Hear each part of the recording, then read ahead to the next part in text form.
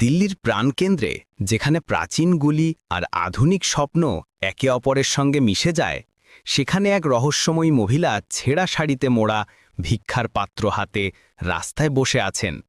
তিনি কেবল একজন সাধারণ ভিখারিনী নন, বরং এশিয়ার সবচেয়ে ধনী ও প্রভাবশালী নারী অদিতি সেন, যিনি 10,000 কোটি টাকা সাম্রাজ্যের মালিক এবং সুপ্রিয়া গ্রুপের প্রধান।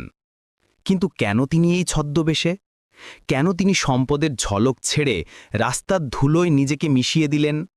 এই গল্পে লুকিয়ে আছে ভালোবাসার এক অভূতপূর্ব পরীক্ষা, প্রতারণার জটিল খেলা এবং মানবতার এক অবিশ্বাস্য বিজয়। অদিতির এই নাটকের পিছনের সত্য জানতে হলে প্রতিটি মুহূর্তে আপনার হৃদয় কখনো বিস্ময়ে, কখনো ক্রোধে কেঁপে উঠবে।